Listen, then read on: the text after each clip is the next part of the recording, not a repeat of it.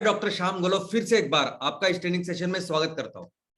मैं आशा करता हूं कि आप सभी लोग स्वस्थ हैं और आप अपने साथ अपने परिवार का यानी घर का परिवार और एमसीएल परिवार दोनों का ख्याल रखें। मैं ये भी उम्मीद करता हूं कि आप सभी लोग 1 घंटा बहुत अच्छी एक्सरसाइज कर रहे हो, अपने हार्ट अपने लंग को मजबूत कर रहे हो और अपनी इम्यूनिटी को बढ़ा रहे हो। तो चलिए शुरुआत करते हैं आज के टॉपिक से। दोस्तों, आप सभी ने अपने स्कूलों में, कॉलेजेस में इस विषय पे निबंध लिखा होगा कि जीवन में खेल का महत्व। तो खेल से क्या बेनिफिट होता है, उसका क्या महत्व है, ये सब कुछ शायद आप सभी लोग जानते होंगे। आपने सुना होगा बहुत बार, उसके बारे में कहा भी होगा, लोगों से भाषण दिया होगा। लेकिन शायद आप ये नहीं जानते कि खेलकूद एक ऐसी चीज है जो पूरी दुनिया को बदल सकता है। खेलकूद एक ऐसी चीज है जो अगर ऐसी जगह जहां पूरी तरह से अंधकार है, संकट है, बहुत सारी चुनौतियां है, वहां आशा का किरण बन सकता है खेलकूद। दोस्तों, आज हमारे पूरे दुनिया का, विश्व का जो भविष्य है वो हमारे बच्चे और युवाओं के हाथ में है। अगर हम चाहते हैं कि आने वाले दिनों में ये धरती और बेहतर बने, ये धरती इस संकट से दूर रहे, एक सस्टेनेबल डेवलपमेंट हम लोग करें, तो उसकी जो जिम्मेदारी है, जो धरोहर है, जिनके हाथ में है, वो है हमारे युवा, हमारे बच्चे। और ये बच्चे, ये युवा, आपको पता है किसकी बात सुनते हैं? खेलकूद एक ऐसी चीज है जो इन युवाओं को, बच्चों को उनकी भाषा में समझाती है।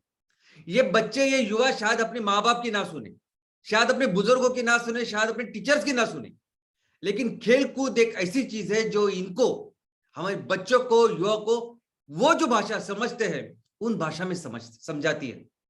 दोस्तों, खेलकूद में वो पावर है कि इन सबको ये आकर्षित कर सकती है, इनको प्रेरित कर सकती है और एक नए अच्छी राह पर लेके जा सकती है। खेलकूद में जो भेदभाव है, एक दूसरे के प्रति जो अलग अलग चीज है, डिस्क्रिमिनेशन है, उसका कोई स्कोप ही नहीं है। खेलकूद में ऐसी कोई भी चीज नहीं है जिसके वजह से एक दूसरे में दरार पड़े।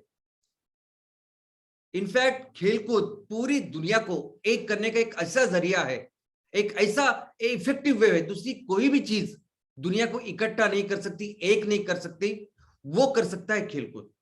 दोस्तों, कई सारे गवर्नमेंट, सरकारें, कई सारे अंतरराष्ट्रीय, राष्ट्रीय, अगर हम लोग कायदे कानून भी बनाएं, वो कुछ नहीं कर सकते खेलकूद के सामने।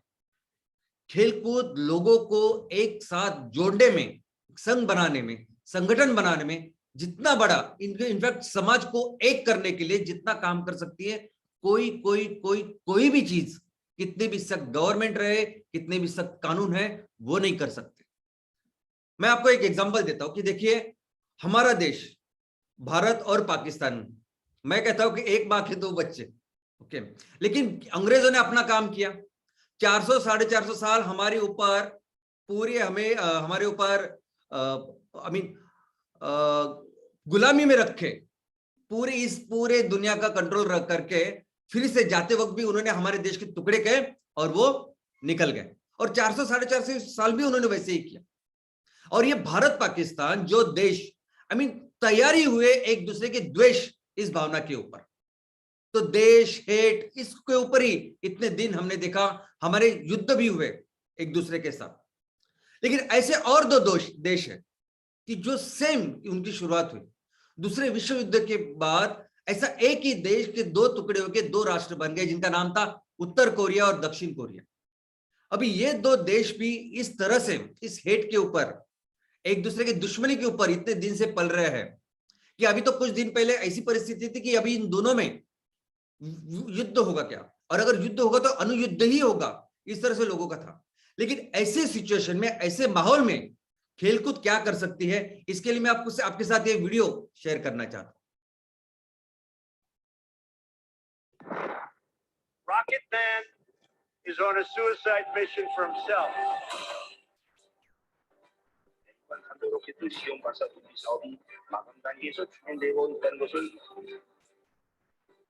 Korea is once again the center of global attention.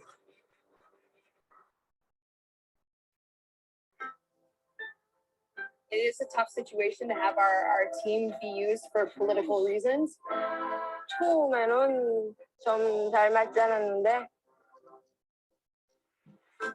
I don't know anyone who's been in a situation quite like the one we were in. really after the first couple days, I'm like, okay, this could work, you know. Yeah, there's a lot there. It was a really special moment.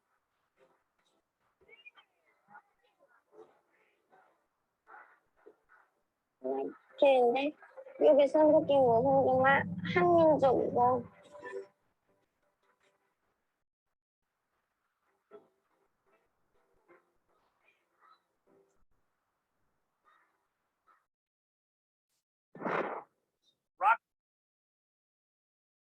तो देखा आपने क्या कर सकता है एक खेलकूद।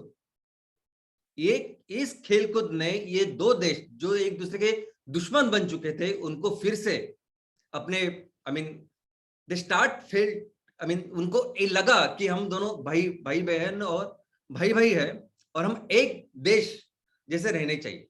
ये बताते हुए मैं बहुत थोड़ा सा भावुक हो गया, लेकिन ये कर सकता है खेलकूद।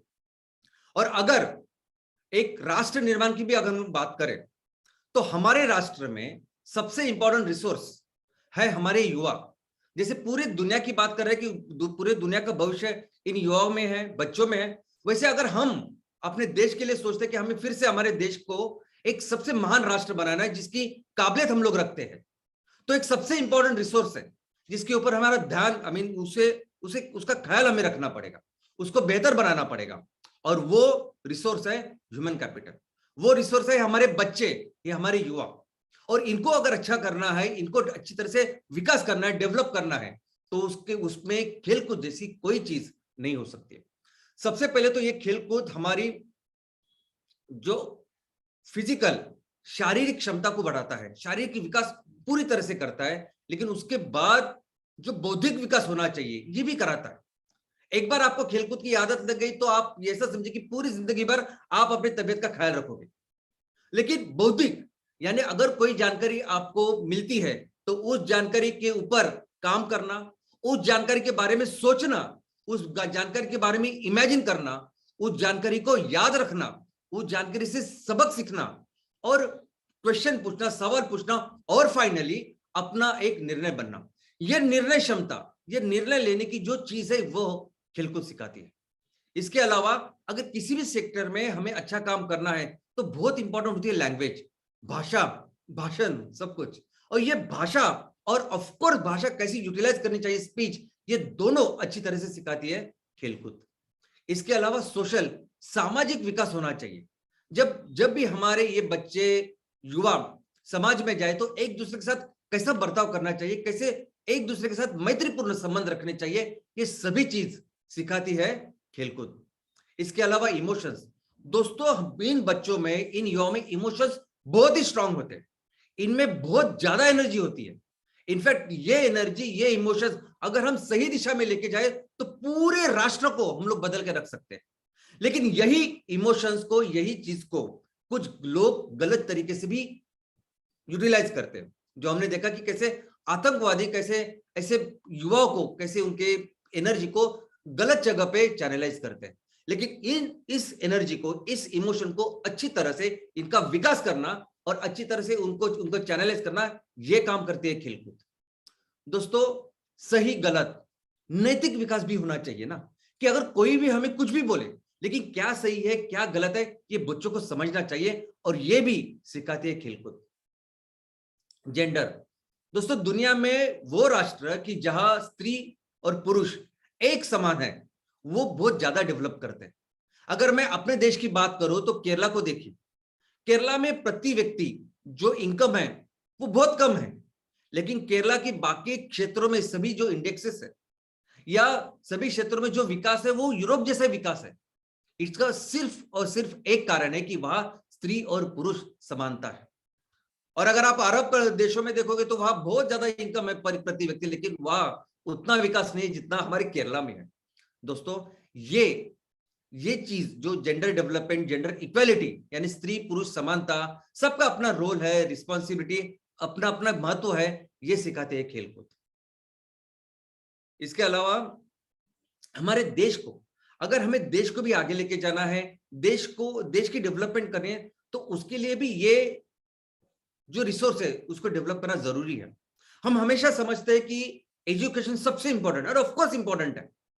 एजुकेशन, शिक्षा बहुत जरूरी है हमारे इन बच्चों को, युवाओं को लिए, लेकिन उतना ही जरूरी है ये खेलकूद।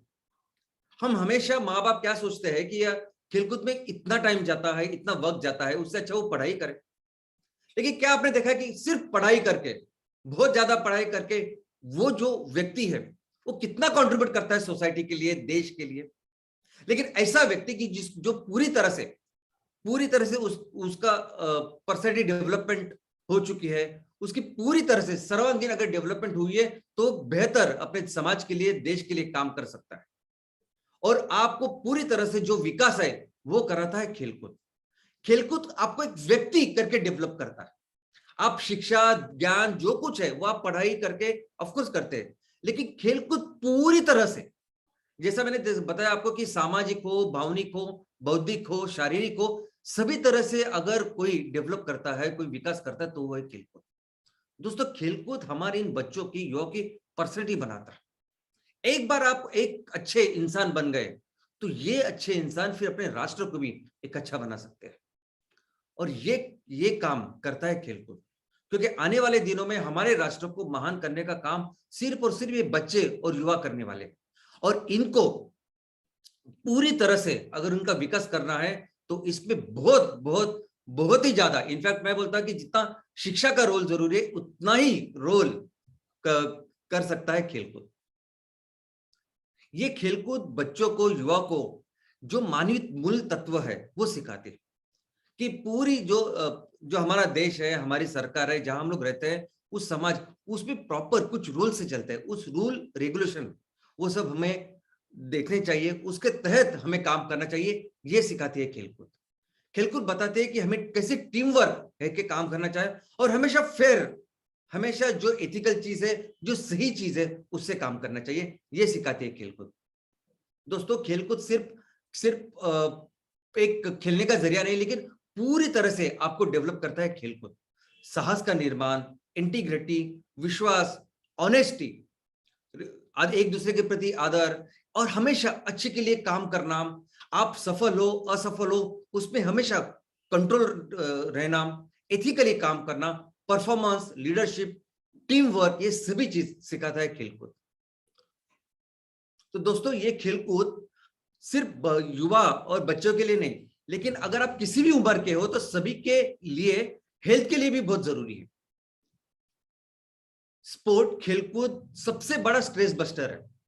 इनफैक्ट मेरा तो यह कहना है कि हम बार बार कह रहे हैं कि बच्चों के लिए और युवा के लिए खेलकूद कितना जरूरी है, लेकिन मैं समझता कि जहां भी हेल्थ की बात आती है तो वहां सबसे ज्यादा जरूरत है उन लोगों की जिनकी उम्र ज्यादा है। क्योंकि जब आप छोटे होते हैं, आप बच्चे होते हैं, युवा होते हैं, तो आपकी मांसपेशियां बहुत अच्छी होती है, आप एकदम हेल्दी होते हैं, आपको कोई ज्यादा प्रॉब्लम नहीं होती।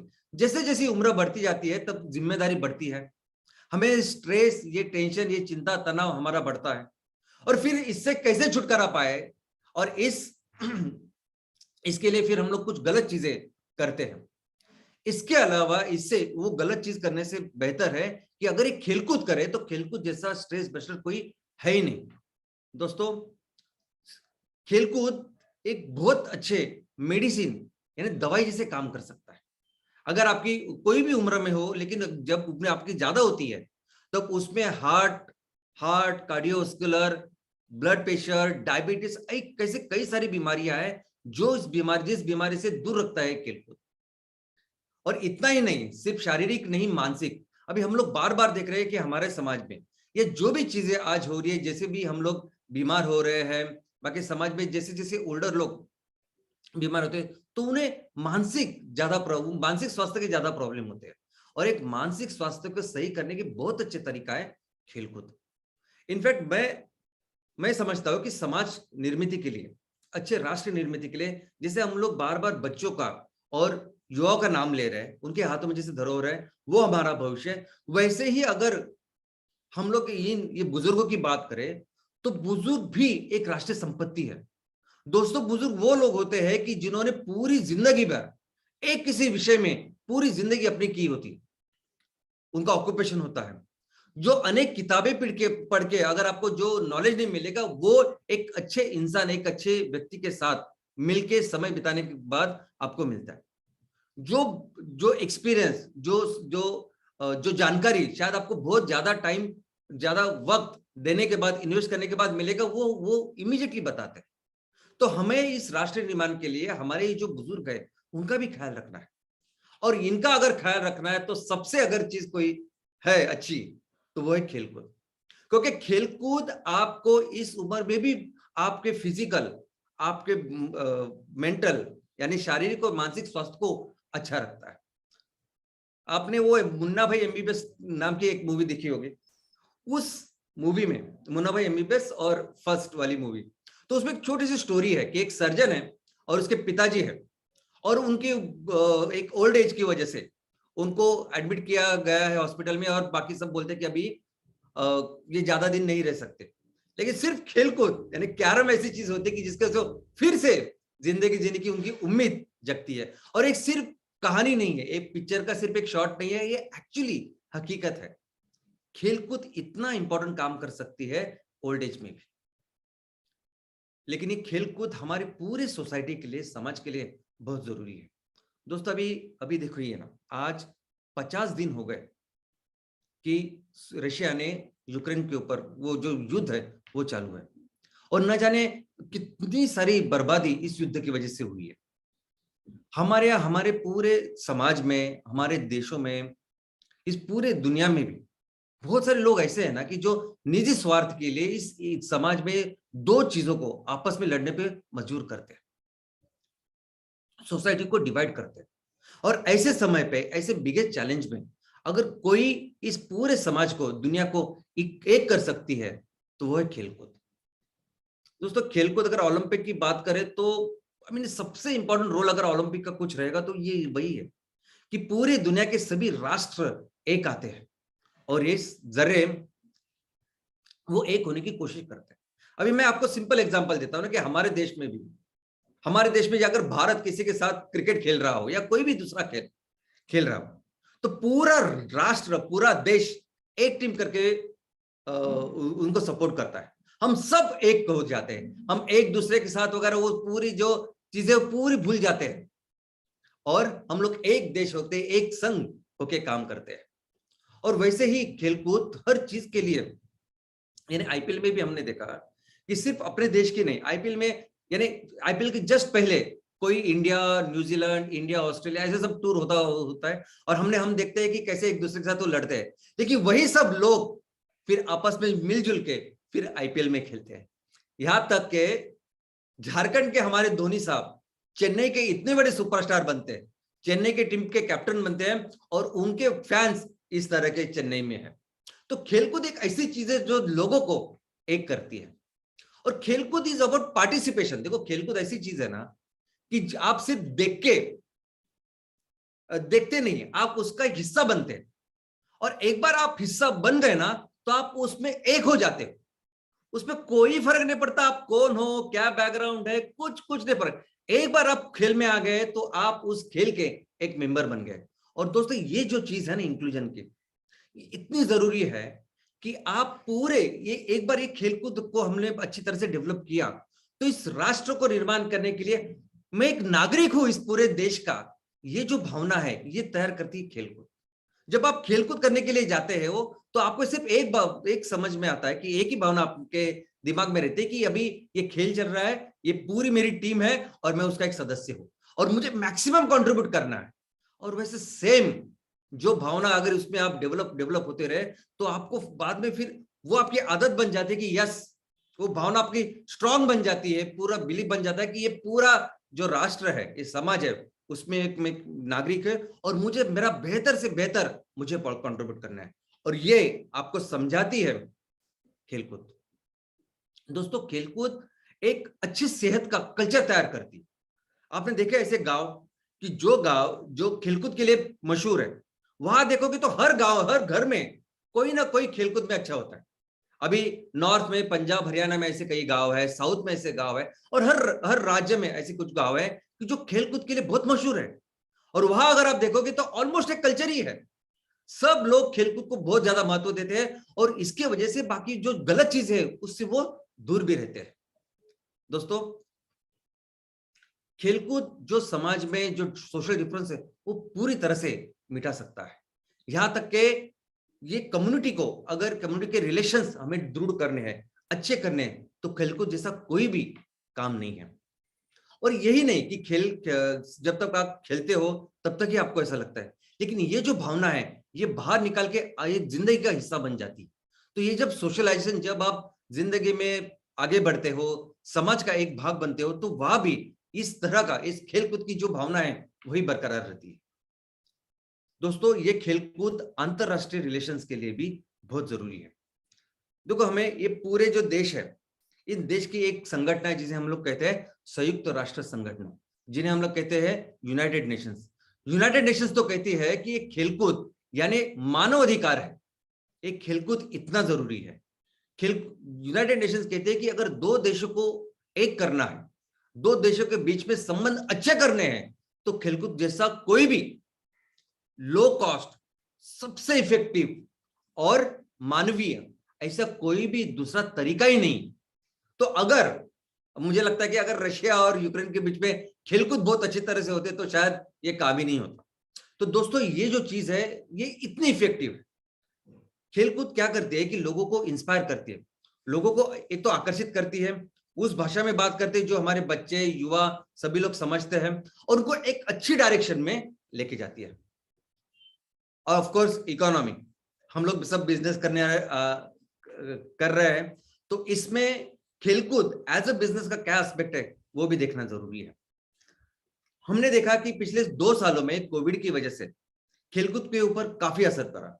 हम लोग घर से बाहर नहीं निकल सकते थे, खेलकूद के ऊपर कितने सारे निर्बंध थे, लिमिटेशंस थे, लेकिन इसके बावजूद पिछले साल 2021 में जितना खेलकूद का बिजनेस हुआ है वो 30 लाख करोड़ का हुआ। तो आप समझ सकते हैं कि अगर इतने निर्बंधों के बावजूद अगर इतना बिजनेस हो रहा है तो ये बिजनेस, ये इंडस्ट्री कितनी बड़ी है।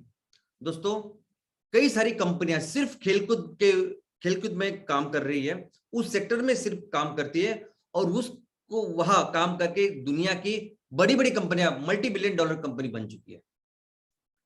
और ये जो प्रोडक्ट है इस खेलकूद के, तो सिर्फ ये नहीं कि उसके इक्विपमेंट वगैरह होते हैं, लेकिन उसके शूज, उनके कपड़े, और वो इवेंट ऑर्गेनाइज करने के लिए वो पूरी जो चीजें लगती है ना, ये सभी इस इंडस्ट्री, इस बिजनेस का हिस्सा है। खेलकूद के ये जो खेल महोत्सव होते हैं, ये खेल महोत्सव भी अपने आप में एक बहुत बड़े बिजनेस सेक्टर है, क्योंकि ये इवेंट मैनेजमेंट जो होते हैं ये बहुत बड़े स्केल पे होते हैं, और सिर्फ अंतरराष्ट्रीय नहीं, राष्ट्रीय, रीजनल, ऐसे कई सारे इवेंट होते हैं, और ये पूरे इस इकोनॉमी को बढ़ाते हैं। एक इंपॉर्टेंट चीज जो एक खेलकूद करती है वो लोकल जो टूरिज्म है, पर्यटन, उनका विकास करती है। ऐसे देश देखिए कि जिस देश में ओलंपिक का आयोजन हुआ है उस देश में इकोनॉमी बहुत बेहतर हुई है बिकॉज ऑफ दिस पर्यटन। लेकिन इसके अलावा कोई भी लोकल खेल हो, एशियाड्स हो, इन सभी देशों में, इन सभी लोकेशंस पे लोग खेलकूद को देखने के साथ पर्यटन का भी उसको विकास करते हैं। एम्प्लॉयमेंट जनरेशन, अभी इतनी सारी चीजें जब इस खेलकूद में इन्वॉल्व है, तो सिर्फ कोच ही नहीं, ट्रेनर ही नहीं, वो लोग जो फील्ड के ऊपर काम करते हैं, ऑफ द फील्ड काम करते हैं, इवेंट मैनेजमेंट से लेके, ये सभी चीज इस एक इंडस्ट्री का हिस्सा है, और बहुत ज्यादा एम्प्लॉयमेंट जनरेशन इसमें हो सकती है, होती है। भारत में आने वाले दिनों में खेलकूद एक बहुत बड़ी इंडस्ट्री हो सकती है, क्योंकि जितने लोग भारत में हैं उसके कंपैरिजन में भारत में जो खेल है वो बहुत कम खेला जाता है। जिस ऑर्गेनाइज वे में इस इंडस्ट्री का डेवलप होना चाहिए वो बिल्कुल नहीं हुई है भारत के उस पोटेंशियल के तहत। तो भी आने वाले दिनों में खेलकूद हमारे देश में एक बहुत बड़ी इंडस्ट्री बनने वाली है। खेलकूद और पॉलिटिक्स, राजकारण, दोस्तों इसका भी गहरा संबंध है। हम लोग देखते हैं कि हमारे गांव में, हमारे तहसील में, हमारे शहरों में वहां के राजकीय पक्ष हो, वहां के एमएलए, एमपी, ये लोग खेलकूद इस महोत्सव का आयोजन करते हैं, इसलिए ताकि ज्यादा से ज्यादा लोगों के साथ वो कनेक्ट हो पाए, और इसलिए वो अपनी जो पॉलिटिक्स है उसको बेहतर कर पाए। लेकिन ये सिर्फ रीजनल लोकल लेवल पे नहीं, तो अंतरराष्ट्रीय लेवल पे भी ये होता है। अंतरराष्ट्रीय लेवल पे भी ये जो खेलकूद होता है, इसके जरिए कैसे हम लोग अंतरराष्ट्रीय जो इंटरनेशनल रिलेशंस है, जो पॉलिटिक्स है, उसको बेटर कर पाए, इसके ऊपर काम करते हैं। अभी ये जो ओलंपिक 2020 में हुआ, टोक्यो में हुआ, इसकी जो थीम थी, स्लोगन था, वो था faster, higher, stronger and together. तो कोरोना से निकल के हमें कैसे बेहतर हम लोग जिंदगी जी सकते हैं और भविष्य को बेहतर कर सकते हैं मिलकर, ऐसी इसकी थीम थी। तो आप समझ सकते हैं कि ये सिर्फ खेल नहीं था, तो सब लोग आपस में जुड़ के एक अच्छी भविष्य का निर्माण करने की वो कोशिश थी। और क्रिकेट और फुटबॉल ये तो अंतरराष्ट्रीय लेवल पे इतने लोकप्रिय खेल है कि बहुत बार इन खेलों का आयोजन सिर्फ और सिर्फ दोनों राष्ट्रों के बीच में, दो राज्यों के बीच में जो संबंध है, जो पॉलिटिकल रिलेशंस है, वो बेहतर करने के लिए होते हैं। लेकिन ये जो बच्चे हैं, ये जो युवा, जो जिनके हाथ में हमारा भविष्य, हमारे देश का भविष्य है, इस दुनिया का भविष्य है, इनके विकास में कुछ चैलेंजेस भी है दोस्तों। उस चैलेंजेस जो मुश्किलें हैं, जो चुनौतियां हैं, उसमें से सबसे बड़ी चुनौती अभी अपने बच्चों के सामने या युवाओं के सामने कुछ है, तो वो है मोबाइल। दोस्तों, हमें शायद अंदाजा नहीं, लेकिन मोबाइल इन युवाओं का, बच्चों का भविष्य किस तरह से बर्बाद कर रही है। सबसे पहले मैं आपको बता दूं कि इसकी वजह से आपकी विजन, यानी बहुत बार आपने देखा होगा कि हमारे घरों में ये बच्चे, युवा, ये जब फोन देखते हैं, मोबाइल देखते हैं, तब अंधेरे में देखते हैं। आधा घंटा, एक घंटा वो मोबाइल देखते रहते हैं, और आजू बाजू अंधेरा होता है, और उसकी जो लाइट होती है वो आपके आई को बार बार इरिटेट करती है, और इसकी वजह से आंखें जलना, आंखों को लाल होना, पानी आना, यहां तक कि आपकी विजन कम होना ये करती है। लेकिन इसके साथ ये जो आंखें है, ये आंखें ब्रेन से डायरेक्ट कनेक्टेड है। यानी ऐसा समझे कि जैसे जीभ अंतर जो हमारे इंटेस्टाइन है उसका एक हिस्सा जो बाहर निकल के आता है, वैसे ही आंखें जो है हमारे ब्रेन का ऐसा हिस्सा है जो बाहर निकल के आता है। तो इसको जब आप इरिटेट करते हो तो आपको नींद ही नहीं आ सकती, और इसकी वजह से ये जो बच्चे ज्यादा उपयोग उसका करते हैं, तो उनकी नींद डिस्टर्ब होती है। और एक बार नींद डिस्टर्ब हो गई, एक बार आपकी रिचार्जिंग बराबर नहीं हुई, तो आपकी जो प्रोडक्टिविटी है, परफॉर्मेंस है, वो भी अफेक्ट होता है। फोकस, इन सभी बच्चों का, युवा का जो फोकस है, एकाग्रता होनी चाहिए, वो बहुत बुरी तरह से भी अफेक्ट हो रही है इस मोबाइल की वजह से। जो पढ़ाई में होनी चाहिए, कुछ काम काजों में होनी चाहिए, वो एकाग्रता वो निकल गई है।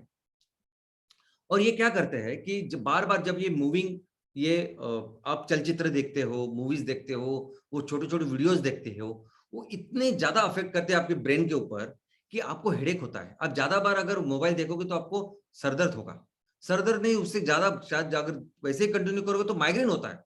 और इन सभी की वजह से आपकी पूरी सेंट्रल नर्वस सिस्टम इरिटेट होती है। तो वे तनाव, टेंशन, चिंता और फाइनली डिप्रेशन, यहां तक ये सब चीज आपको लेके जाती है। और साइबर क्राइम्स, दोस्तों ये बच्चे जो है जिसमें बहुत ज्यादा ऊर्जा होती है, और ये ऊर्जा सिर्फ वो एप्स में, वीडियोस में जब डालते हैं, तो इन बच्चों को ऐसे नए एप्स बना के उनको गलत चीजों के ऊपर उनमें इन्वॉल्व कर लेना, ऐसे काम करने वाले बहुत सारे होते हैं क्रिमिनल, साइबर क्रिमिनल जिन्हें हम लोग कहते हैं। और ये साइबर के ऊपर काम करने वाले ये सभी जो गुनहगार है, ये फिर ऐसे बच्चों को अलग गलत चीजों में उनको इन्वॉल्व करते हैं, गलत काम करवाने लगते हैं, और इस तरह से उनका जो फ्यूचर है, आई मीन सिर्फ उनका नहीं तो पूरी फैमिली डिस्टर्ब हो सकती है। हेल्थ इशू, बच्चों को इसकी वजह से कि आप ब्रेन तो मैंने कहा, सेंट्रल नर्वस सिस्टम और पूरी चीज, लेकिन उसके साथ आपकी नेक हो, आपका पोस्चर हो, और न जाने कितने सारे हेल्थ इशू इसके वजह से होते हैं। और जब आपका अगर फोकस सही नहीं है, आपकी एकाग्रता अच्छी नहीं है, तो आप कैसे पढ़ाई अच्छी करोगे, कैसे उस चीजों को समझोगे, और फिर उसका ही परिणाम यह होता है कि आपकी जो एकेडमिक्स है, आपका जो स्कूल कॉलेज के जो परिणाम है, वो बहुत डाउन हो जाता है। और जब ऐसे कुछ होता है, जब अगर बच्चों को, युवा को, अगर उनके मार्क्स कम हो जाते हैं, उनको जो चाहिए वो नहीं मिलता, तो वो क्या करते हैं कि फिर खुद को यानी इस असफलता से बचने के लिए पूरी तरह से वो मोबाइल में पूरी तरह से घुस जाते हैं। वो अपने माँ बाप से अलिप्त हो जाते हैं, बच्चों से, दोस्तों से अलिप्त हो जाते हैं, समाज से अलिप्त हो जाते हैं और आइसोलेशन में रह रहे हैं। आप देख रहे हैं कि आजकल के बच्चे, जब हम लोग छोटे थे क्या करते थे, और बच्चे आज अपने आप में रहते हैं। लेकिन इस आइसोलेशन, ये जो चीज है, अब ये बहुत बड़ी मानसिक बीमारी को बढ़ावा देती है। और ये कई सारे बच्चे अभी धीरे धीरे धीरे ये मानसिक तनाव और एक मानसिक बीमारी की ओर बढ़ रहे हैं। और ये बीमारी अभी इतनी बढ़ रही है कि इसके वजह से आज बहुत सारी चीजें होती है, लेकिन इसमें बच्चे ये भी समझते हैं कि कोई डिसिप्लिन, कोई कायदे कानून ये बच्चे मानते हैं। आज वो वीडियो में जो कुछ देखते हैं उनको ऐसा लगता है कि सब कुछ चलता है। ये जो चीज है ना, इसके ऊपर कई सारी जो अनैतिक चीजें वो भी बच्चे आजकल करने लगे। आपने देखा होगा कि एक बहुत पॉपुलर सीरीज थी मनी हाइस्ट करके, नेटफ्लिक्स के ओटीटी प्लेटफॉर्म में। अभी वो मनी हाइस्ट देख के कि किस तरह उन चोरों ने वो बैंक लूटी, सेम पैटर्न के ऊपर कई सारी चोरियां हुई है। सेम, वहां सब बच्चे हैं जिन्होंने कभी कुछ नहीं क्राइम किया, लेकिन वो उसमें है। और ऐसी कई सारे, सिर्फ वो ही नहीं, लेकिन ऐसी चोरियां ही नहीं, लेकिन कई सारी ऐसी गलत चीजें बच्चे कर रहे हैं वो मोबाइल की वजह से। और ये सभी जो गलत चीज है, ये जो सभी जो मानसिक परिणाम है, अल्टीमेटली इनको एक उनका मानसिक स्वास्थ्य पूरी तरह से बिगाड़ता है। और ये एंड यानी सुसाइड की तरफ भी लेके जा सकता है। शायद आपको पता नहीं, भारत में, पूरी दुनिया में भारत में सबसे ज्यादा सुसाइड का रेट है। और इस सुसाइड रेट में सबसे ज्यादा कौन है? यूथ है, यंग है। ये हमारे आगे का भविष्य जो है ना, वो है, ये युवा है। जो उम्र है ना जिसमें सबसे ज्यादा सुसाइड होती है, वो है 15 से लेके 29 तक, 15 से लेके 39 तक किस राज्य में। तो ये सबसे प्रोडक्टिव, सबसे इंपॉर्टेंट जो एज है, वो सबसे ज्यादा सुसाइड में आता है। और अगर एक बच्चा कोई या एक युवा कोई सुसाइड करता है, समझिए कि उसके पीछे कितने सारे सैकड़ों लोग, बच्चे ऐसे भी हो सकते हैं कि जो मानसिक से पूरे डिप्रेशन में है। तो अगर आप स्टैटिस्टिक्स देखोगे तो पूरे दुनिया में महिलाओं में जितना सुसाइड हो रहा है, उसमें से ऑलमोस्ट 40%, अभी यहाँ 36 2016 की फिगर, 40% महिला भारत की होती है।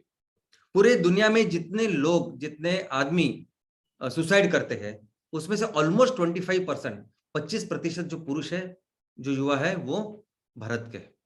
और जो एज है वो 15 से 29 ऐसा एज। दोस्तों, तो क्या है ये सोल्यूशन? ये सब ऐसी चीजों में कैसे हम लोग बेहतर बनाएंगे, कैसे हमारे भविष्य का हम लोग ख्याल रखेंगे? और इसके लिए सबसे बेहतर, सबसे अच्छा, सबसे प्रभावी और वो सॉल्यूशन, देखो इसके बारे में आप कितना बताओगे बच्चों को? बताइए, ये करो, वो मत करो, ऐसा करना चाहिए, वैसे करना चाहिए। कितना आप बच्चों को बताएंगे, कितना उनको आप पर्सनालिटी डेवलपमेंट के वीडियोस बताएंगे, उससे कुछ नहीं होता। वो भाषा जो बच्चे समझते हैं ना, वो भाषा है खेलकूद की। आपको ज्यादा बताने की, समझाने की जरूरत नहीं। सिर्फ खेलकूद एक ऐसी चीज है जिसमें आपको इन्वॉल्व होना पड़ता है, आप उसका एक हिस्सा बनते हैं। और जब आप उसमें जाते हैं ना, ये खेलकूद पूरी इस चीजों का ख्याल रख सकता है। ये सॉल्यूशन है खेलकूद। दोस्तों, पहली बात तो खेलकूद आपके बच्चों की, हमारे इस युवाओं की, उसकी सेहत का ख्याल रखेगा। एक बार आपको आदत लग गई खेलकूद की, तो आप जल्दी उठेंगे भी, अच्छा खेलेंगे भी, और हमेशा तंदुरुस्त रहेंगे। इसके अलावा आपकी जो बौद्धिक जो विकास है, वो भी हमेशा तंदुरुस्त रहेगा। लेकिन एज अ कैरेक्टर, देखो, प्रति व्यक्ति को अच्छी तरह से हमने डेवलप करना चाहिए, हमारे गांव में, हमारे तहसील में, हमारे पूरे समाज में।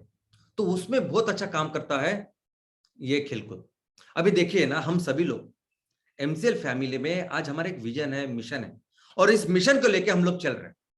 हमें अपने देश को फिर से एक बार सबसे महान राष्ट्र बनाना है, सबसे बड़ी इकोनॉमी हमें अपने देश को बनाना है, भारत को बनाना है। और हमें पूरा विश्वास है कि हम लोग ये करेंगे, 100% हम लोग करेंगे। ये जो आत्मविश्वास है, और इसके साथ एक सेल्फ एस्टीम भी है। हम लोग देख नहीं सकते कि जो किसान जो सबसे अमीर हो सकते हैं, कुदरत ने इतना कुछ भारत को दिया है, जो किसान सबसे अच्छे पोजीशन में होना चाहिए, आज उस किसान ऐसी अवस्था से गुजर रहा है। हम लोग देख नहीं सकते कि हमारे आजू बाजू इतनी अपॉर्चुनिटी होने के बावजूद हमारे हजारों युवकों को नौकरी नहीं है, रोजगार नहीं। तो ये जो सेल्फ एस्टीम है, ये भी हम लोग समझते हैं। और कहां से आता है ये, कहां से आता है आत्मविश्वास, कहां से आता है ये एस्टीम, सेल्फ एस्टीम, आत्मसम्मान।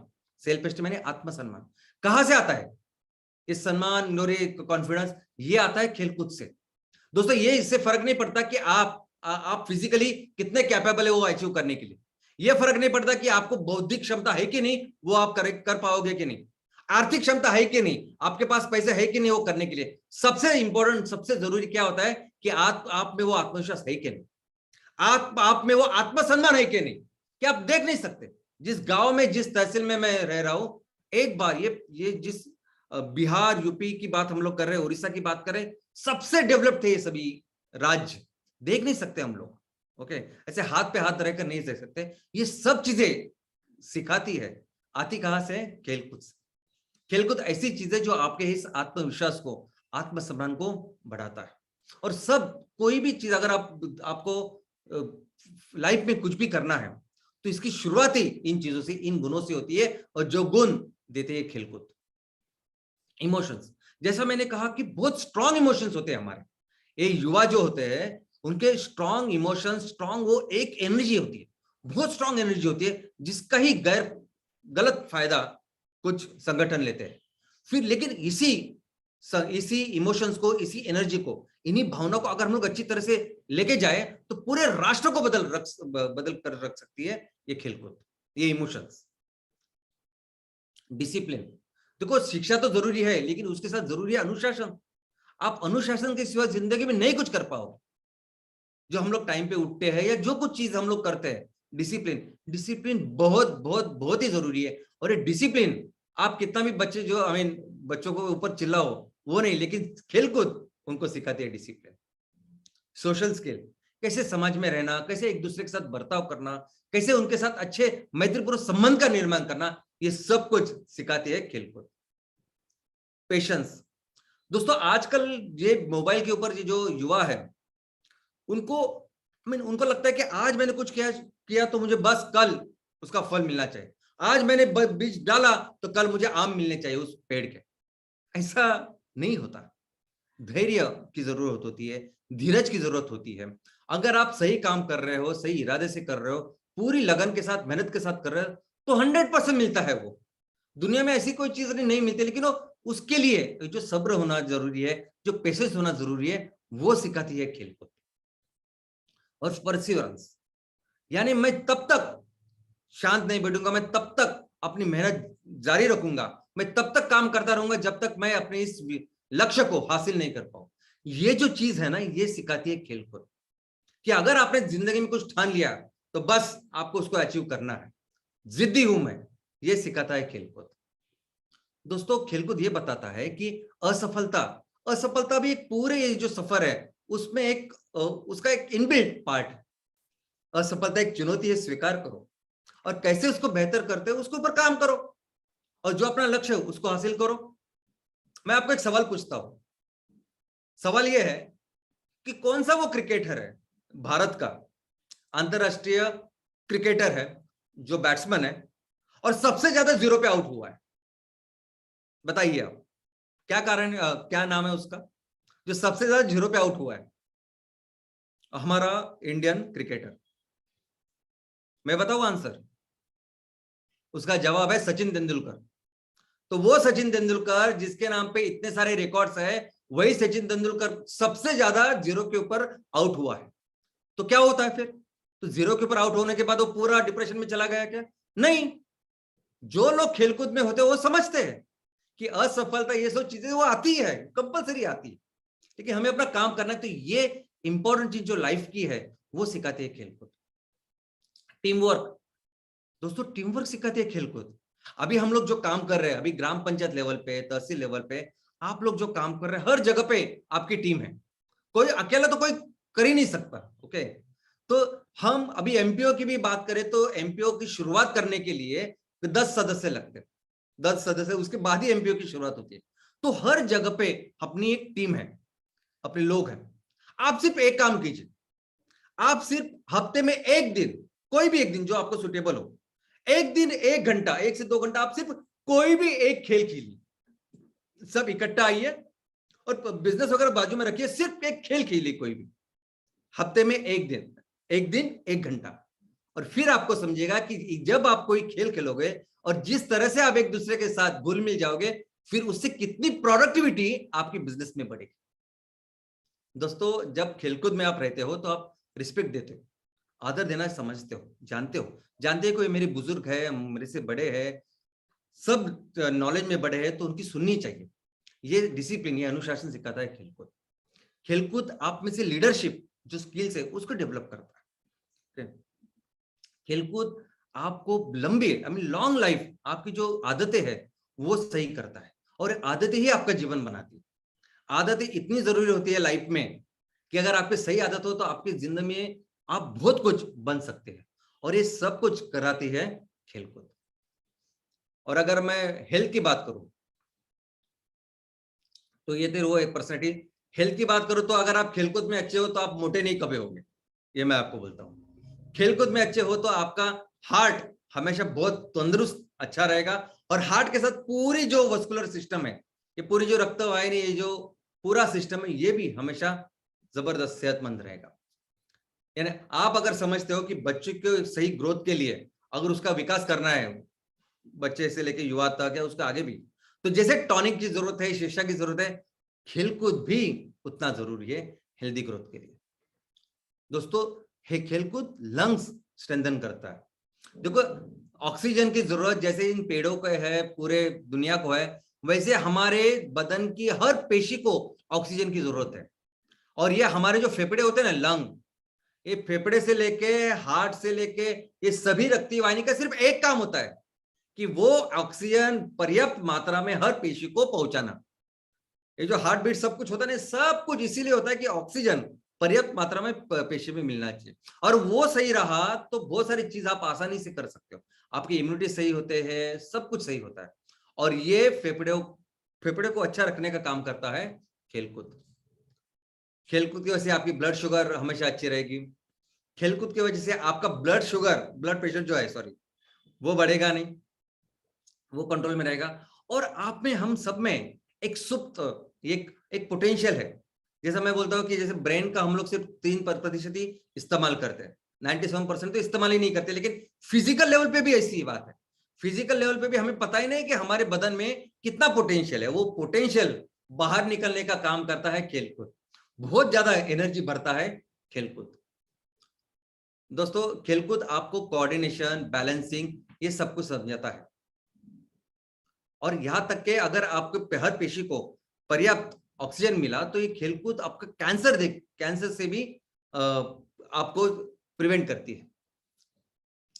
खेलकूद की वजह से आपकी स्लीप, आपकी नींद बेहतर होती है। आप अच्छा जब सोते अच्छा हो तब आपके परफॉर्मेंस भी बहुत बेहतर होता है। और क्रोनिक मस्कुलर टेंशन, अभी आपको आपने देखा होगा अपने घर में, अपने आजू बाजू में, कि जिनकी उम्र ज्यादा होती है, जो रिटायर्ड लोग होते हैं, उनको ना विदाउट एनी एक्सीडेंट उनको फ्रैक्चर होते रहते हैं, छोटे छोटे हेयरलाइन फ्रैक्चर होते हैं, कभी हाथ का हुआ, कभी पैर का हुआ। अब ये क्यों होता है? क्योंकि उनके मसल बहुत वीक हो जाते हैं, और वो जो स्ट्रेस है वो हड्डियां सहन नहीं कर पाती, और उनको वो हेयरलाइन फ्रैक्चर होता है, स्ट्रेस फ्रैक्चर होता है। ये भी प्रिवेंट करता है खेलकूद। इसके अलावा जिस परफॉर्मेंस की, जिस कंट्रीब्यूशन की बात हम लोग कर रहे हैं, ये भी बढ़ाता है खेलकूद। सबसे पहले मैं बता दूं कि ऐसा मत समझिए कि आप खेलकूद में जो बच्चे होते हैं वो पढ़ाई अच्छे नहीं करते। इनफैक्ट अगर आप देखोगे तो जो बच्चे, जो युवा खेलकूद में अच्छे रहते हैं, वो एकेडमिक्स में भी, वो पढ़ाई में भी उतना ही अच्छा काम करते हैं। लेकिन सबसे अच्छी बात अगर खेलकूद कुछ करती है ना, तो आपको अपने अंदर का जो जुनून है, जो पैशन है, वो निकालने का काम करती है। देखो, खेलकूद ये बता दिया, हमें ये समझाती है आपको कि हमें ये देखना चाहिए कि हमें क्या अच्छा लगता है। ऐसी कौन सी चीज है जो मैं बार बार करूंगा तो भी मैं थकूंगा नहीं, मुझे अच्छा लगेगा। ऐसी कौन सी चीज है, ऐसा कौन सा लक्ष्य मैं रख सकता हूं कि जिसमें पूरी जिंदगी भर मेहनत करके उसको हासिल भी कर सकता हूं। तो ये जो पैशन है, ये जो लक्ष्य है, ये निकालने का काम करती खेलकूद। और हमेशा जीवन में कहीं भी कोई भी गलत का कितने भी चुनौती आए, कहीं भी गलत ऐसे आपके सामने अपॉर्चुनिटीज आई, लेकिन आप हमेशा राइट ट्रैक पे रहते हो जब आप खेलकूद में डिसिप्लिन होते हो। और ऑफ कोर्स खेलकूद आप विदाउट फोकस कॉन्सेंट्रेट कर ही नहीं पाते, आपको पूरा फोकस देके ही खेलना पड़ता है। और इसकी वजह से फिर ये एकाग्रता, फोकस करना, अच्छी पढ़ाई करना, कॉन्सेंट्रेट होना, ये सभी चीज आपकी बिल्ड करती है खेलकूद। और ऑफ कोर्स क्लियर थिंकिंग। दोस्तों अभी कैसा है कि ये बहुत सारे हमारे जो युवा है वो कंफ्यूज है, उनको पता ही नहीं जिंदगी में करना क्या है, क्या होगा आगे, क्या करना चाहिए। बस मैंने ये ग्रेजुएशन लिया है, ये कर रहे। बहुत सारे बच्चे तो ना सिर्फ हर्ड हमारे मेरे आजू बाजू के बच्चे क्या कर रहे हैं, तो चलो मैं करता हूँ, यानी खुद को क्या करना चाहिए, मैं क्या बेहतर कर सकता हूँ, क्या मेरी स्ट्रेंथ है, क्या मेरा वीकनेस, वो देखते ही नहीं। लेकिन ये अच्छी थिंकिंग की ये जो आदत है ये करता है खेलकूद। और दोस्तों देखिए, अभी हम हर तहसील को हमें एक सुजलाम सुफलाम राज्य बनाना है। हर तहसील को हमें इतना डेवलप करना है, गांव को डेवलप करना है। और इसके लिए, इसके निर्माण के लिए बहुत जरूरी है कि हम जिनके हाथों में सब कुछ है, भविष्य, उनका भी ख्याल रखें। तो अगर हम लोग समझते हैं कि भविष्य के लिए बहुत जरूरी है हमारे युवा, हमारे बच्चे, तो इस पूरे विजन और मिशन का भाग समझ के हमें उनका भी ख्याल रखना है। अभी मैं आपको एग्जांपल देता हूं कि देखिए 1947 में हम लोग आजाद हुए, भारत आजाद हुए, तभी और एक राष्ट्र की शुरुआत थी और वो थी जापान। अभी जापान और भारत, जैसे भारत की जैसी कंडीशन थी ना, उसके ज्यादा खराब कंडीशन जापान की थी। इस तरह से वो दूसरे विश्व युद्ध के बाद वो पूरी तरह से बर्बाद हो गया था। लेकिन जिसके वजह से आज जापान इतना डेवलप्ड राष्ट्र है, उसका एक ही कारण है, वो है ह्यूमन पोटेंशियल। उनके युवाओं ने, लोगों ने मिलकर उस राष्ट्र को महान राष्ट्र बनाया है। तो हमें भी अगर अपने राष्ट्र को फिर से वहां तक लेके जाना है, फिर से दुनिया का सबसे बड़ी इकोनॉमी बनाना है, सबसे महान राष्ट्र बनाना है, और अगर हमारे घर गांव को अच्छी तरह से डेवलप करना है, तो हमें भी बहुत अच्छा ख्याल रखना पड़ेगा हमारे युवाओं का। और इसलिए एमसीएल क्या करेगी, मैं आपको बताऊं कि एमसीएल का जो तरीका है, एमसीएल की जो प्लान्स है, कि हम लोग बिजनेस करेंगे और उससे जितने भी ज्यादा मुनाफा होगा, प्रॉफिट होगा, 20% हम लोग हमारे इस गांव के, हमारे उस तहसील के सामाजिक और सीएसआर करके, सोशल रिस्पॉन्सिबिलिटी हम लोग खर्च करेंगे। उसमें से एक इंपॉर्टेंट जो चीज होगी वो होगी खेलकूद। हम लोग हर तहसील में इन खेलकूद का आयोजन करेंगे। जैसे राष्ट्रीय खेल होते हैं ना, वैसे हर तहसील में एक राष्ट्रीय, जैसे हर साल को एक खेलकूद का उत्सव होगा। और इससे क्या होगा, तो इससे तो ये सबसे इंपॉर्टेंट जो रिसोर्स है, यानी हम लोग बोलते हैं ना, मैं हमेशा आपको बताता हूं कि बिजनेस यानी डेवलपमेंट ऑफ रिसोर्सेस, राइट। तो जमीन है, पानी है, बाकी सब कुछ है, लेकिन सबसे इंपॉर्टेंट रिसोर्स जिसके ऊपर हमें ध्यान देना चाहिए वो है लोग, युवा। ये सबसे इंपॉर्टेंट रिसोर्स है, उसको डेवलप करने का काम करेगा ये खेलकूद। लेकिन सबसे इंपॉर्टेंट चीज ये है ना कि ये ऐसे जब खेलों का आयोजन हम लोग करेंगे, इस खेल महोत्सव का आयोजन जब करेंगे, तब सब तालुका, पूरा तालुका, सभी ग्राम पंचायत सब एक हो जाएंगे। ये एकता की जो सोच है, एकता की जो भावना है, वो सबके दिल में आएगी। और पूरा समाज इकट्ठा करना ये बहुत बहुत बहुत बहुत जरूरी है। यानी आज की तारीख में सबसे इंपॉर्टेंट, सबसे बड़ा चैलेंज या सबसे बड़ा प्रॉब्लम मैं देख रहा हूं पूरे भारत में, तो वो ये है कि समाज का एक होना। हर समाज में एक दूसरे के साथ लोग झगड़ रहे हैं, उनका एक होना जरूरी है अगर हमें भविष्य को उज्जवल करना है। अभी देखिए, इतना महान राष्ट्र है हमारा, इतने महान राष्ट्र, कैसे थोड़े से वो अंग्रेज लोग आए और इतने सालों तक हमें गुलाम बना के रख दिया। क्यों? क्योंकि उनका बस एक ही काम था, ये जो लोग हैं ना, उनको आपस में बस झगड़ा करो। और बस पूरे उनका जो टेन्योर था 400 साढ़े 400 साल, उन्होंने बस वही किया। हम लोग आपस में लड़ते झगड़ते रहे और वो फायदा करते रहे। जाते वक्त भी उन्होंने वो किया। अभी आने वाले दिनों में अगर हमें अपने इस देश को फिर से महान बनाना है, तो ये बहुत इंपॉर्टेंट जो प्रॉब्लम है उसका ख्याल हमें रखना पड़ेगा। मैं अगर सिर्फ बिजनेस की भी बात करूं ना, सिर्फ बिजनेस की, चलो एकदम बिजनेस की बात करते टू द पॉइंट। अभी कितने सारे ईस्ट इंडिया कंपनी वर्जन 2 हमारे यहाँ है, हम लोग देखते हैं कि मार्केट में हर सेक्टर में बाहर की कंपनी किस तरह से बिजनेस कर रही है, और हम लोग क्या कर रहे हैं, हम लोग नहीं कर रहे बिजनेस। तो अगर हमने ये काम नहीं किया, जिस बायोफ्यूल सेक्टर को हम लोग डेवलप कर रहे हैं, ऑर्गेनिक फार्मिंग को डेवलप कर रहे हैं, सब चीज को जो हम लोग डेवलप कर रहे हैं, उसमें भी अगर हमें अच्छा रहना है तो हमें सब इकट्ठा होकर काम करना पड़ेगा, नहीं तो कोई भी दूसरी कंपनी आएगी और वो आगे निकल जाएगी फिर। तो बिजनेस के लिए, उसके भविष्य के लिए भी हमें लोगों को एक करके रखना, एकजुट करके रखना बहुत जरूरी है। और एक बार अगर हम लोगों ने किया तो हमें फिर किसी कंपटीशन की, दुनिया की किसी चीज से डरने की जरूरत है। इतना सब कुछ हमारे पास है, और ये काम करेगा खेलकूद। हम हर साल कोई भी एक महीना जो आपका जो तहसील है उसके हिसाब से आप डिसाइड कीजिए, लेकिन उस महीने में हम लोग उस खेल कूद का आयोजन करेंगे, उस महोत्सव का आयोजन करेंगे। जैसे राष्ट्रीय खेल महोत्सव होता है, अपने राज्य का खेल महोत्सव होता है, वो छोड़िए अपने इस तहसील में, गांव में कोई स्कूल है, कोई कॉलेज है, उसमें कैसे हर साल वो खेल कूद होती है, वो महोत्सव होता है, वैसे ही सेम हम अपने तहसील में करेंगे। और इसमें कोई अंतरराष्ट्रीय, राष्ट्रीय लेवल पे जो खेल खेलने हैं वो रखने हैं, ऐसा कुछ नहीं। हम लोग अपने लोग जो खेलते हैं ना, अपने लोग जो समझते हैं, उनको जिसमें ज्यादा रुचि है, उनको ज्यादा जो खुशी है ना, वो करेंगे हम लोग। कोई जरूरत नहीं हमें वो ओलंपिक, देखो जब आप ये करोगे ना तो ओलंपिक में मेडल लाने वाले लोग भी मिले, वो हो जाएंगे तय, उसकी कोई चिंता नहीं। हर तहसील में हमें एक राज्य स्तरीय ऐसा क्रीड़ा संकुल तैयार करना है, वो तो है ही, वो तो होगा ही। जब हम लोग प्लेटफॉर्म तैयार करेंगे तो ऐसे आएंगे। लेकिन सबसे इंपॉर्टेंट जो लक्ष्य है हमारा, सबसे इंपॉर्टेंट ऑब्जेक्टिव क्या है, लोगों को इकट्ठा लाना, एकजुट करना, वो बहुत इंपॉर्टेंट काम करेगा खेलकूद। और नहीं कोई जरूरत, नहीं जरूरत कुछ हाईफाई खेलों की वगैरह, कोई भी ऐसे सिंपल खेल जो हमारे लोग खेलेंगे, वो बच्चे खेलेंगे, वो बूढ़े खेलेंगे, और हर हर उम्र के लिए, हर जेंडर के लिए, चाहे वो महिलाएं ज्यादा उम्र की महिलाएं हो, ज्यादा उम्र के हमारे लोग हो, बच्चे हो, हर तरह के खेलकूद का आयोजन हम लोग करेंगे। और ये बहुत इंपॉर्टेंट है हमारे आगे के भविष्य के लिए। दोस्तों, अगर हमें सुजलाम सुफलाम राज्य बनाना है, हर तहसील को एक मैक्सिमम पोटेंशियल पे डेवलप करना है, तो सबसे इंपॉर्टेंट है खेलकूद। तो एमसीएल आने वाले दिनों में हर तहसील में इस खेलकूद के महोत्सव एक अभिन्न अंग करके डेवलप करेगी।